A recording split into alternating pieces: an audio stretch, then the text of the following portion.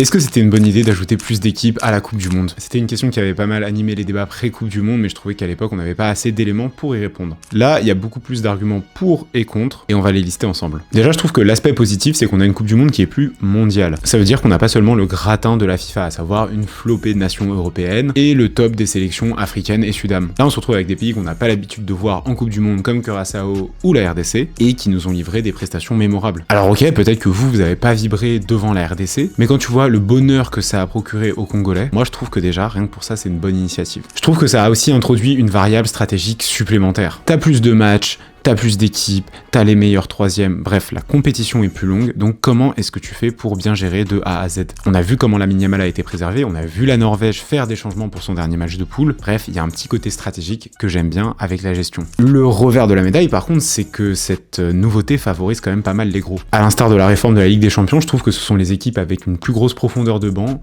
qui vont être mieux armées pour disputer une compétition plus longue. Par ailleurs, sur cette Coupe du Monde, la quasi-totalité des équipes les moins bien classées n'ont pas réussi à se qualifier pour la phase à élimination directe. Ça pose la question sur la pertinence de leur présence. Conséquence de ces ajouts, et on en a parlé, les meilleurs troisièmes, et le constat est assez terrible. Aucun des meilleurs troisièmes, à part le Paraguay, n'a réussi à se qualifier pour les huitièmes. Les mecs se retrouvent contre des premiers groupes, et forcément, la hiérarchie est très souvent respectée. Bon, dans l'ensemble, je pense que c'est quand même à garder. Déjà, je pense que ça va pousser des pays à se développer sur le plan footballistique, parce que maintenant, la Coupe du Monde, la participation à une Coupe du Monde est une réalité. Je pense aussi que là, on n'a pas eu de surprise parce que tous les gros répondent présents, mais c'est pas une vérité à toutes les Coupes du Monde, et qu'on aura des surprises, et qu'on aura plus de surprises aux prochaines éditions. Ma seule réserve, c'est qu'il faudrait peut-être revoir le format, avoir un système de barrage au lieu de 16e de finale, histoire qu'il y ait un vrai intérêt à finir premier, et qu'aussi le filtrage entre 2e et 3e soit un poil plus pertinent. Donnez-moi votre avis en commentaire.